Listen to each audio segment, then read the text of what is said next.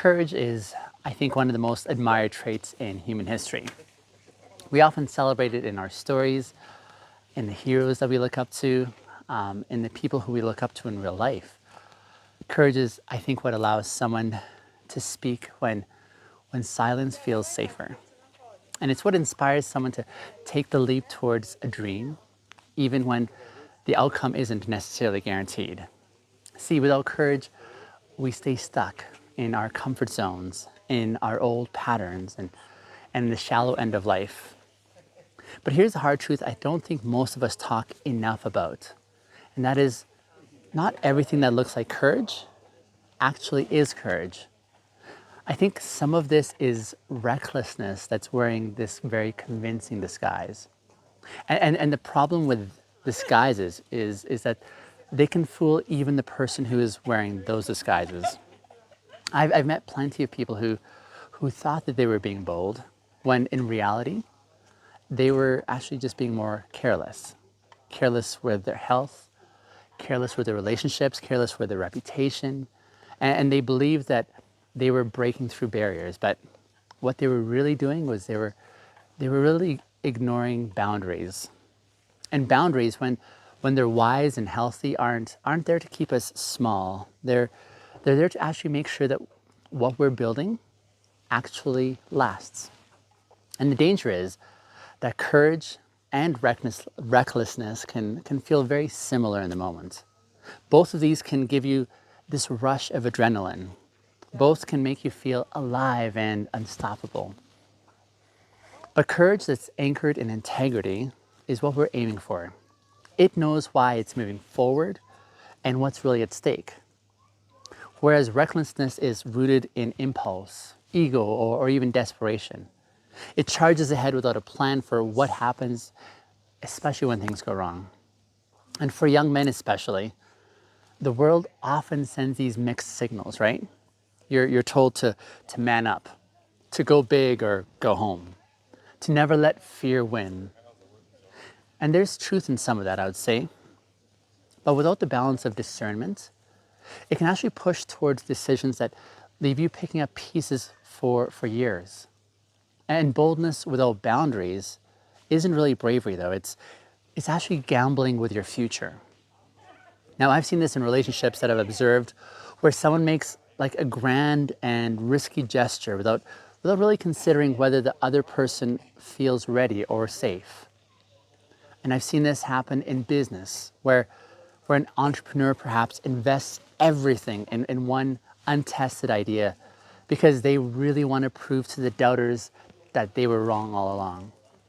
And I've seen it in people's personal health where someone pushes their body past all of those warning signs because they're addicted to proving that they are tough.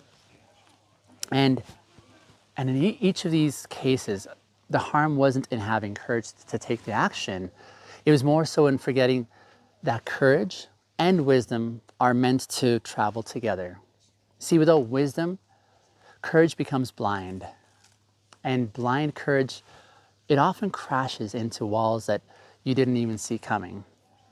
So, how do we know when boldness is actually recklessness? I think one of the first indicators is that you're ignoring counsel from the people that you trust. When you start thinking, they just don't understand my vision, or they're being too cautious, it might be true, but it's worth asking if you're dismissing input because it really challenges your ego. See, courage doesn't require that you go all alone. In fact, I would say real courage includes the humility to listen to others around you. Another sign is that you're defining success only by whether the outcome works in your favor. See, courage is willing to take a stand for something right, even when the cost is high. And recklessness measures value only by what gets you in that moment, right? And that's why reckless decisions so often lead to regret. They weren't rooted, you see, in values that can actually withstand a loss. Here's another sign to consider, and that's you feel a kind of thrill that comes not from the purpose of your action, but more so from the danger of it, right? Recklessness loves the high of the risk just for the sake of it, of the fact that it's a risk. Whereas courage accepts the risk as the price of doing what matters. But it's never reckless about the stakes, though. Now, I want to be clear. I'm not advocating for a life that's so safe that nothing big ever happens. In my own work here at Uber Vintagers, I challenge young men to live with integrity and intimacy. And both of these require courage. Integrity demands that you stand for what you believe, even when it's costly. And intimacy requires the boldness to let yourself be fully seen without the armor that we often wear. And those are not for the faint of heart, I'd say. But neither do they ask you to ignore every limit or every sign of danger, right? See, boundaries don't shrink your courage. I think they actually sharpen it. They force you to choose your battles carefully and to understand the terrain before you charge ahead, or to make to make sure that your boldness is serving something bigger than your pride. And without them, you can win a moment, but lose a whole war. And some of the most courageous men I've met are not the ones who took the most risks, but they're the ones who took the right risks at the right time. See, they knew when to hold their ground and when to advance. They could say no just as strongly as they could say their yes. And they carried themselves in a way that made people trust them with more responsibility, not less. So if you're wondering whether your current path is courageous or reckless, consider these questions I'm about to ask. Ask, am I moving toward something that aligns with my deepest values, or am I just running away from the discomfort? Or have I sought honest feedback from people that I respect and trust? And am I actually willing to hear this? See, if this choice doesn't go the way I hope, will I still be able to live with the integrity of why I made it in the first place? I would say the difference between courage and recklessness isn't always obvious from the outside. See, two people can make the exact same moves, and one will be seen as brave, and the other one could be seen as foolish, because the intention and the preparation behind these decisions matter. And that's why it's so important to slow down long enough to check your motives or your resources or your boundaries before you take the leap in. Now, this isn't about playing small, is it? It's about playing smart, because the goal isn't to take the hill. It's to be still, standing on that hill years later with your relationships intact, with your reputation that's respected, with your integrity that's unshaken. And that's the kind of courage that changes lives for the better, I would say. I'd say some of the most painful lessons that I've learned, they came from moments when I mistook recklessness for courage. And at the time, I didn't really have the language for it. I just knew I had to act out boldly to prove something to myself or to others. But looking back, I can see that my boldness was missing some guardrails that it desperately needed. And because of that, I not only hurt myself, but I sometimes also hurt the people that I really cared about. There was a time very early in my career, for example, when an opportunity came up to take a project that was far beyond my capacity at that time. And I told myself, this is courage. That if I just threw myself in, I'd rise to the occasion. And while there's truth to stretching yourself, what I was doing wasn't really stretching though. It was overextending myself to the point of collapse. And I ignored the advice of mentors who told me how to maybe slow down a bit and to build more gradually. I brushed off concerns from those closest to me, and I worked myself to exhaustion, missing important commitments with friends and family, and ultimately delivering work that was rushed and incomplete. Now, that was not courage. I would say that was recklessness. Recklessness is wrapped up in ambition, and it cost me relationships, it cost me credibility, and it cost me a piece of my health that took months to recover. And the difference between that version of me and who I'm trying to be now, it isn't that I've stopped taking risks. It's just that I've learned to anchor my boldness in both integrity and intimacy. See, integrity ensures that the risks that I'm taking align with, with my personal visions and values. And intimacy, it reminds me to consider the people my decisions are going to impact, to factor in their trust and their safety before I move forward. And one of the challenges for men today, I would say, is that the line between courage and recklessness is often blurred in the narratives that we're fed. See, in the movies that we watch, the hero charges in without hesitation, right? He's often ignoring orders and warnings, and somehow it all works out. But in real life, that approach can actually leave you picking up pieces that you never intended to break. See, when boldness forgets boundaries, it's like driving a powerful car without any brakes. And you might feel unstoppable right up until that moment that you actually need to stop, and you can't. And that's when the damage is inevitable. And the thing about the damage is, it's rarely isolated to just you. Like, your choices ripple outward, affecting your partners, your friends, your teams that you're part of, and in the communities that you're in. And a man living with courage and boundaries knows that the goal isn't to prove that he's fearless, it's just to prove that he's trustworthy. Fearlessness can be impressive, yes, but trustworthiness actually builds legacies. And trust is built when people see you handling your boldness with care and not just with force.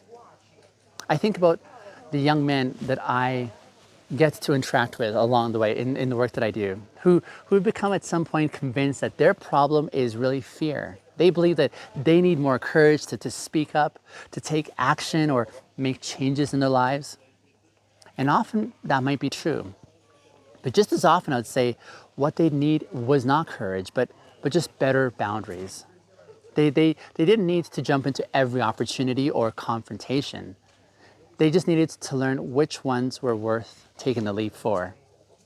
Now, boundaries actually give your courage more power. They focus it, they make it sustainable. They keep you from burning out or burning bridges in the name of boldness. And when you know where the lines are and why those lines are there, you can actually push up to these lines with confidence and even cross over these lines when it's worth it, without causing any unnecessary harm to those around you. Now, one practical way to keep courage from sliding into recklessness is to build what I call these pause points before making big decisions. A pause point is basically a deliberate moment to stop, to take a step back and assess what's motivating me in this decision. What's the worst case scenario, and am I ready to face that? Or who will be affected and how will they be affected? What if things don't go as I planned or hoped? That pause can be the difference between a bold move that changes your life for the better and a reckless one that leaves you with lasting regret. See, courage thrives in the presence of patience. Patience doesn't weaken boldness. It actually tempers it. It's like the difference between a flash fire and a steady flame. A flash fire can be impressive for the moment, yes, but it burns out quickly, doesn't it? Whereas a steady flame can warm and sustain you for the long haul. And that's the kind of boldness that I would say makes boundaries really possible. So when you start practicing this kind of boundaries, you might notice something. You'll notice that your bold actions will start earning a sort of different kind of respect. People will see you not just as someone who's willing to take the risks, but also as someone who can be trusted to take the right risks. And that kind of reputation is what really opens doors that reckless moves would slam shut. Sometimes the most courageous choice is the one that looks the quietest from the outside. It's turning down the deal that really doesn't align with your values, even though it could be lucrative. It's choosing not to speak when you're in the meeting and your words would be more about scoring points than offering true value. It's deciding not to pursue someone romantically because you recognize that what you want and what they want are really not the same thing. See, these choices, they don't get the applause as this dramatic leap, right? But they often take a lot more strength. And why is this? It's because these choices require you to resist the urge to prove yourself through spectacle. And they ask you to root your boldness in self-control. And self-control, as you might know, is, I think, one of the purest forms of power. Recklessness, on the other hand, however, it thrives on immediacy. It resists slowing down long enough to think, because thinking might reveal the cracks in the plan. And it relies on momentum to carry it through, hoping that speed will make up for the lack of direction. But here's the truth, I'd say momentum without direction doesn't just fail to get you where you want to go, it can actually take you further away from that goal. When boldness forgets boundaries, it often leaves behind a lot more repair work than progress would have. And in relationships, it might mean that repairing trust that was broken needs to happen when you acted without considering the other person's needs, for example. In business, I'd probably say it could mean trying to win back clients or partners that you lost because you maybe pushed too far or too fast. And in your personal life, it could also mean patching up the damage you did to your own confidence when a risk you took went sideways in ways that you could not have, in ways that you could have prevented.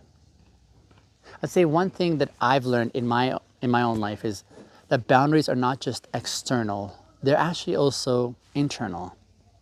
Yes, there are limits that others will set for you, and you should respect those. But there's also limits that you set for yourself that are based on your values or your commitments or your vision of what you want to be. And these self-imposed boundaries are what really allow you to move boldly without losing yourself in the process. For example, I have a boundary in my work at Uber Vintages, for example, that no opportunity, like no matter how exciting, is worth compromising the integrity of my message. So that means I've turned down these opportunities to speak or to connect in partnerships or other offers that could have put my work in front of the people that I work with at the cost of watering down what I believe in or reshaping it to fit someone else's agenda. I refuse to do that. On paper, saying yes to those things might have looked courageous, but in reality, it would have been reckless because it would have eroded the foundation that my entire work is built on, which is integrity and intimacy. And this is where courage and intimacy, I think, intersect. See, when you live with intimacy, when you allow the people to truly see who you are and what you stand for, it's then that you become more accountable for how you're wielding your boldness. People who know you deeply will notice your boldness drifting into recklessness, especially if they know you well enough. They'll be able to call you back to yourself before you ever go too far off course. And that kind of feedback isn't always comfortable, but I would say it's one of the greatest safeguards that you can have around you. Now, if you don't have people in your life who can actually do that for you, find them. Surround yourself with those who don't just cheer you on, but also will challenge you when you need it. That's not weakness, that's wisdom. And reckless people avoid accountability because it slows them down. Whereas courageous people will seek out that very thing because it keeps them on track. When you start to filter your decisions through the lens of both courage and boundaries, I think you'll also find that your confidence begins to grow in a deeper, steadier, more robust way. Reckless confidence is fragile. It's dependent on constant wins to feel secure. And so the moment a bold move fails, it crumbles, right? But courageous confidence is durable. It's built on a track record of thoughtful risks, and it can absorb setbacks without losing its footing. Now, this doesn't just impact big life-changing decisions, I would say. It also changes the way that you move through every day in life. And so you start practicing this kind of micro courage. You start speaking up respectfully in tense conversations, or you start admitting when you don't know something, or you start by setting small but firm limits with someone who's perhaps been overstepping, right? Now, these acts, they may seem small, but they reinforce your boundaries and keep your boldness healthy. So, when the big moments come, you'll feel a lot more prepared and ready. And here's the unexpected benefit, I would say. People will start to feel safer around you when they know that you're capable of bold actions, but they'll also know that you won't use it carelessly. They'll trust you to lead and to take risks and to speak up because they've seen you do it with both courage and with restraint. Now, that combination is magnetic. It draws people toward you, not because they expect you to protect them, but more so because they know that you won't put them into unnecessary danger just so that you can make a point. And I would say the best leaders, the best partners, and even the best friends I've ever known share one thing in common, and that is they understand that courage is not the absence of fear. It's not the constant chasing of risks.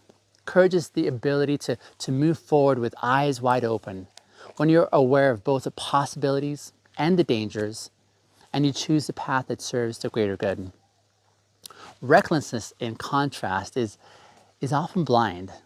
It's driven by the high action and the craving of immediate validation, right?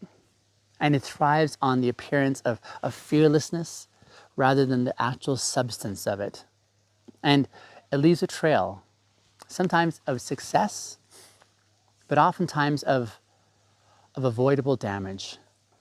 And in my work that I do here at Uber Ventures, I mean, I've seen firsthand how transformative it is when someone learns to pair courage with boundaries.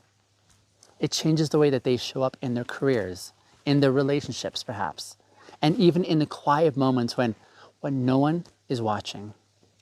See, they stop needing every decision to be a spectacle, and instead they start valuing the quieter and more intentional victories along the way. I would say one of the greatest misconceptions about courage is that it's all about breaking the rules, right? And true, there are moments when doing the right thing means that you're defying convention, right? Or expectations, or even unjust authority. True.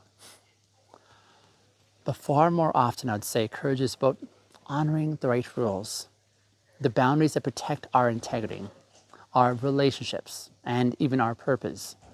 And when you start thinking that in this way, your definition of a bold move will start to shift. And you'll stop measuring it by how risky it looks from the outside, and you start measuring it by how aligned it is on the inside.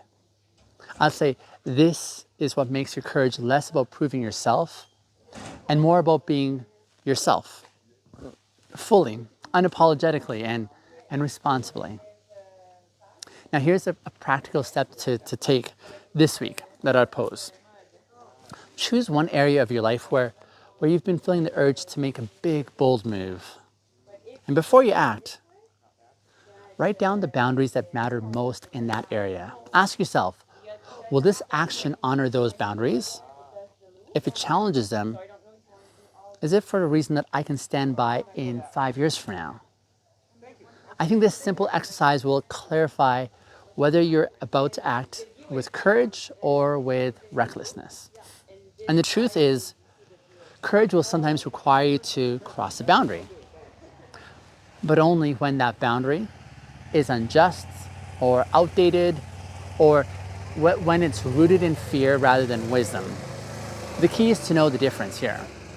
And you can only know the difference if you've taken the time to define your boundaries in the first place. Now, if you live this way long enough, something remarkable begins to happen, and that is your boldness will actually become sustainable. And you'll stop burning yourself out with constant high stakes gambles, and you'll stop alienating people with moves that really feel unsafe to them. And instead, you'll start building this track record of wins that actually matter, wins that will strengthen your trust and deepen your relationships, and perhaps even leave you more proud of not just what you did, but how you did it as well. And maybe most importantly, I would say, you'll find that your courage stops being a tool for actually proving that your worth was there. And instead, it'll start being a way of expressing it. You'll know that you're not acting out of insecurity or ego, but more so from a place of integrity and intimacy. And that kind of courage is what the world, I think, desperately needs right now. So, the next time you feel that desire to act or take a moment to move forward, ask, is this courage anchored in my values and guided by healthy boundaries? Or is it just recklessness that's chasing the rush of the moment? One is going to build your life, and the other will quietly dismantle it. And the choice, every time, I would say, is yours. I hope this episode landed in a way that provoked some considerations. I'd love to hear your epiphanies down in the comments below. Thanks for watching. I'll see you in the next episode.